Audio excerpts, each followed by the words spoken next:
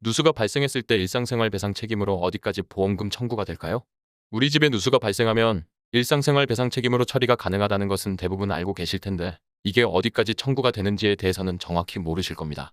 이게 분쟁이 많이 됐었는데요. 계속 바뀌다가 이번에 대법원에서 판결이 났습니다. 여기 보시면 대법원에서 2022년 3월 31일 판결이 선고되었습니다. 이번 판결이 그전에 보험회사의 주장을 완전히 뒤집었습니다. 이 대법원 판결을 통해서 그동안 분쟁이 무엇이었는지, 어떻게 바뀐 건지, 그래서 어디까지 보험금 청구가 되는 건지 확실히 알려드리도록 하겠습니다. 사실 최근 몇 년 전까지는 분쟁이 없었습니다.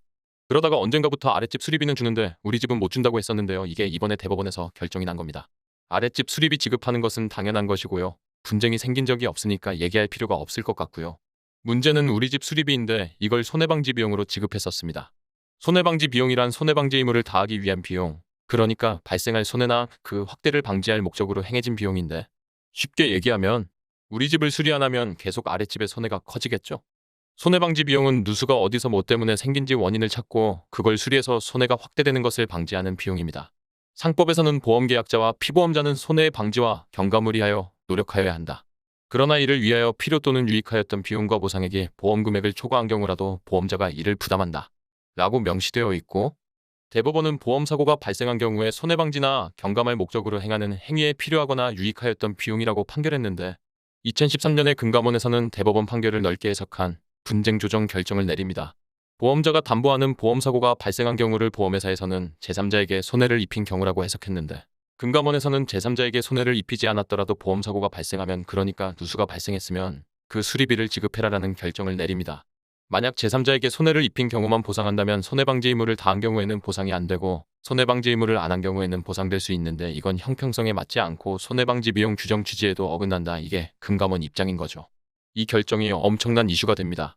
일상생활 배상 책임 특약도 엄청 팔리고 그러다 보니 악용하는 사람들이 나오게 됩니다. 항상 악용하는 거, 이게 문제입니다. 아직 누수가 생기지도 않았는데 배관 교체하고 방수시설 새로 하면서 보험금을 지급해달라고 하기도 하고 인테리어 목적으로 청구하는 사람들도 생기고 하면서 이게 분쟁이 되기 시작합니다. 그러면서 갑자기 보험회사에 유리한 소송 판결들이 한꺼번에 나오기 시작합니다. 광주지방법원에서 판결이 났는데요. 손해방지 비용은 기발생한 보험사고로 인한 보험사고로 발생한 손해를 경감 또는 방지하기 위하여 지출한 비용이다. 그리고 이게 분쟁의 원인이 된 판결인데요. 동부지법에서 났습니다. 보험 목적물의 수리는 비록 그로 인하여 간접적으로 손해가 방지 또는 경감된다고 하더라도 보험자가 그 비용을 부담하여야 하는 손해방지 비용에 포함되지 않는다. 결국 우리 집 수리비는 보험회사에서 줄 필요 없다라는 말입니다. 이 판결 이후로 보험회사에서는 아예 손해방지 비용을 인정 안 했습니다. 계속 지급해오던 걸 갑자기 안 하면 어떻게 되겠어요? 난리가 났죠. 지금 백내장 수술비처럼 금감원에 민원이 쏟아지고 난리가 났었습니다. 그러니까 금감원에서 2020년 7월 법원과 다른 입장을 내놓습니다.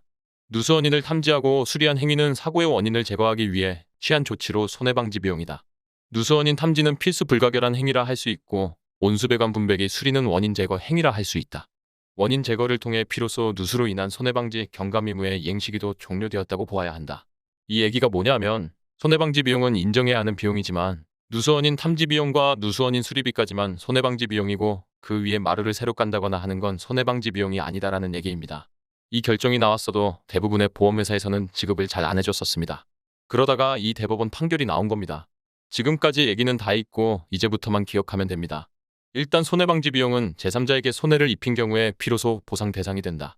라면서 손해방지 비용의 보상 대상 시점을 명확히 정하였으며 방수공사의 범위를 누수 부위나 원인을 찾는 작업에서부터 누수를 임시적으로 막거나 이를 제거하는 작업, 향후 추가적인 누수를 예방하기 위한 보수나 교체 작업이 포함되는 것으로 정하고 방수비용과 누수정밀 검진 비용을 손해방지 비용으로 인정하였습니다.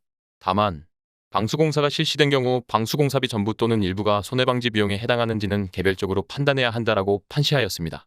한마디로 얘기하면 2020년 결정된 금융감독원 분쟁조정례와 비슷하게 생각하면 될 것 같습니다. 이게 대법원 확정 판결이기 때문에 방수공사의 지급 범위는 약간의 분쟁이 생길 수 있지만 보험회사에서 그동안 주장해 오던 우리 집 수리비는 손해방지 비용이 아니다라는 얘기는 못하게 되었습니다. 요약해드리면 우리 집 방수공사 비용은 손해방지 비용이다. 그 범위는 보험사고의 원인 제거까지이다.